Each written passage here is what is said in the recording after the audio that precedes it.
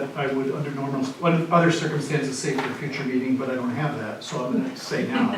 Regardless of which path we end up going down, I really strongly suggest you get some other, not design professionals, but building system professionals to look at the plan, regardless of whether it's demolition, but particularly if it's remodeling, reconstruction, because I've seen it with my 100-year-old house. We saw it with projects in the school buildings. We've probably all seen it in our house. What looks good, and nothing against Zimmerman. They're fantastic architects. They do this all the time. But this is something when we're talking about it's a dollars thing. There could be huge dollars. Right. That swing. You're talking about the remodel scenario? And the demolition scenario in prepping for demolition, because there's going to be stuff they're going to find once they start demolishing. We had a phase one CSL walk through what, we're still there. For every dollar that we spend up front, we're going to save more than that in change orders, regardless if it's demolition or remodeling. I think we need to be prepared. If that's the route we go, again, I'm open to all the discussion. The contingency budget needs to be healthy because we are going. From our code enforcement side, I've seen people go belly up on jobs where they were going to remodel something and they opened up a wall and they were all the tanks that are there. They're deep into problems that they couldn't get off. So, and I know everyone's money is. Any other board have questions? Open it up to folks out in the audience. Pardon? Either comments or questions for the chief. Yes. Rosie Bragg, 4248 North Ardmore. You stated, you gave us a long list of problems with the building. Are those fixed in the 3.7 remodel? Or does that cover pretty much all of those, everything on that list? Because that's a long list. I hope so. That does, okay. We hope so. Okay, then, next question is sort of, a process question. If the village sells the building, not the land, right, just the building, to North Shore Fire Department, can we assume that the building will be replaced? If we sell you the building, is there any way that you would consider keeping it? I can't act on behalf of my board, so I can't make you any guarantees. I would think if this board has a desire to see that in a communication back to the fire department board, that would be something that could be expressed, and then we would have to continue the dialogue on sale price, value, and things like that. Okay. Cost participation by whoever, things like that. Okay. Yeah. All right.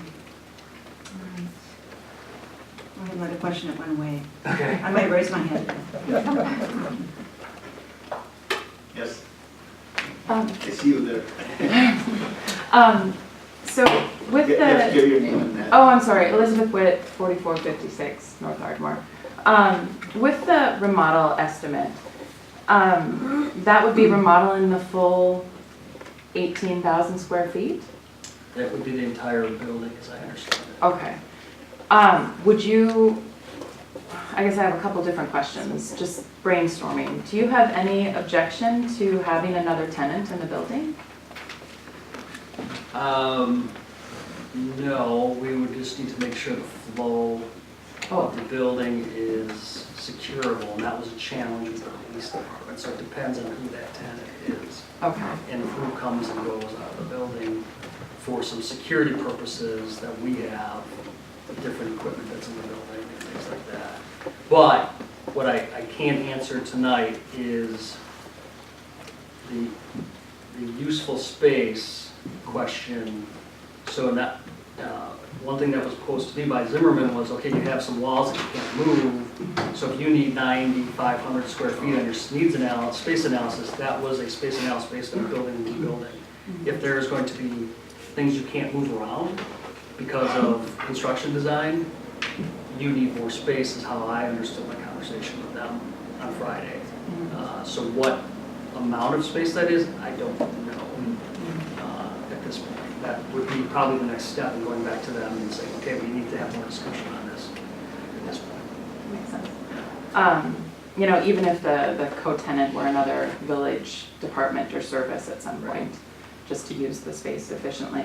And then the other question I had is, if Shorewood retains ownership of the building, do you have that situation with other members of the North Shore Fire Department? Where they own the building? Right, where they own the building, Sure. but, okay. Yeah. So could the North Shore Fire Department and Shorewood work together then, financially on the remodeling costs? Yeah, so To add in, you know, to both add in funds? right, so the station in Whitefish Bay is owned by the village. Okay, The other 3 stations are owned by the fire department. okay, So any work that happens in those buildings, we are fully liable for any remodeling costs, construction, things like that. So in Whitefish Bay, we are currently undertaking a project that's one of the 3 buildings that was identified as having significant needs. We're undertaking a project where part of the building is being remodeled. The village, we're not in the exact situation that this building is. The village a couple of years ago made an investment in infrastructure in that building. But now it's more updating some of the space, the bathrooms, male-female combination, things like that. So it's a different scope. But what was done there was, the lease agreement is, for the municipalities, is very limited, but basically the owner is responsible for what's called the infrastructure of the building. The tenant is responsible for sort of the tenant build-out type of, you know, if you're looking at like a commercial space. And then there is some owner investment into the tenant build-out. So there was a negotiated remodel of the building, of the space that needs to be remodeled, I guess I'd call it. so the money that North Shore Fire Department would be willing to put toward rebuilding a new building, is that also money that possibly the North Shore Fire Department would be willing to put toward remodeling if other partners came in to fund the rest?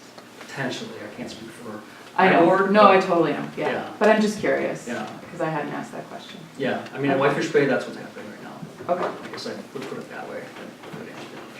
Okay, and then one other question, you might not know the answer.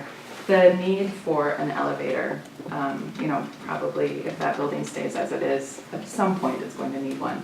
But in the meantime, looking at costs, if the building has any sort of historic designation or something like that, if that's something that the fire department or the village chooses, does that help delay the need for including an elevator or change the ADA requirements in any way?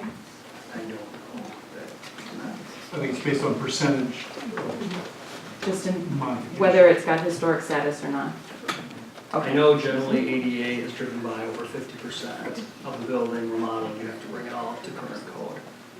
And that is the same as the fire code or when we enforce things, it's 50%. So I'm thinking that's probably seems to be universal. So if you touch 50% of the building, you gotta basically make it today's standard. Okay, thanks, I appreciate it. Yep.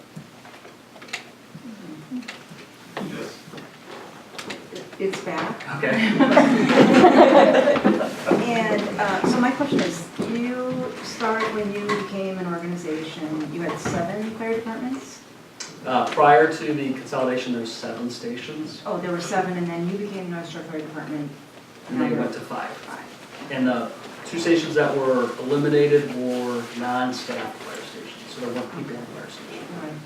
So how stable do you think this organization is? I mean, do you see having 5 fire stations in 20 years, 30 years? I mean, So, do you see your organization changing, like in 20 years?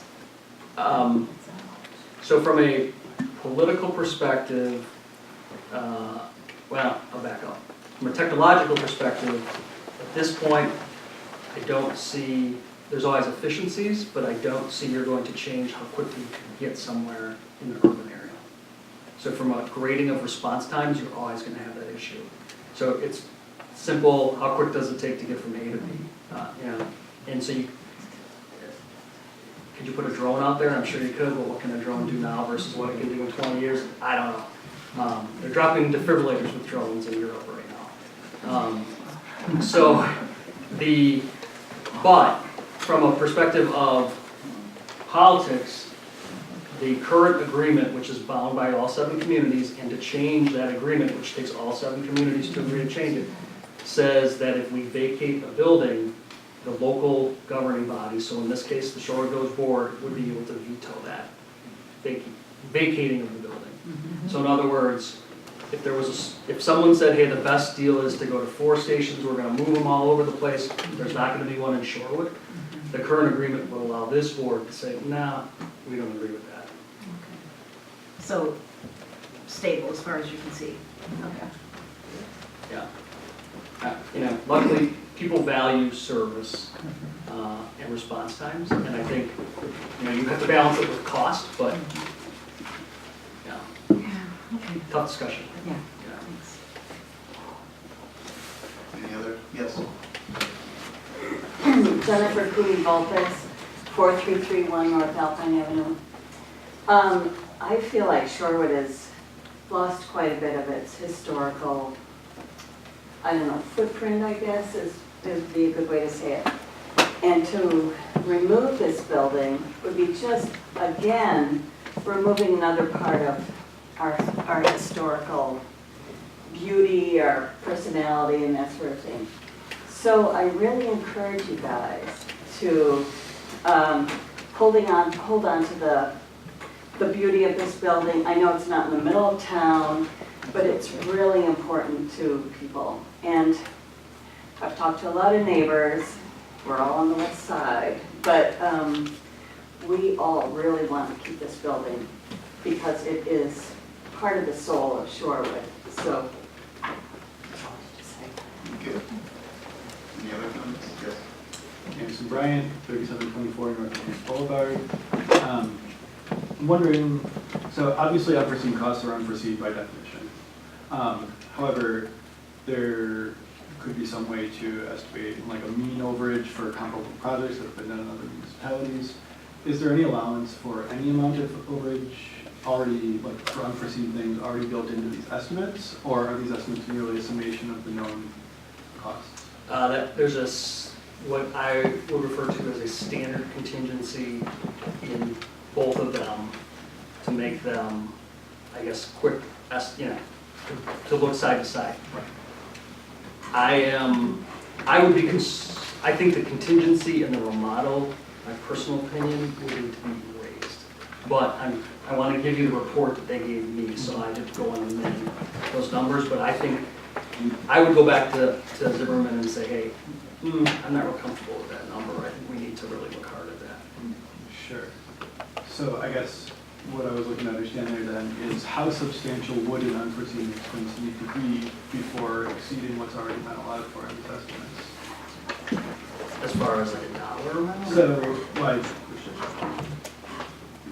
whatever you got, you know? I'm willing to accept whatever mode you have for that.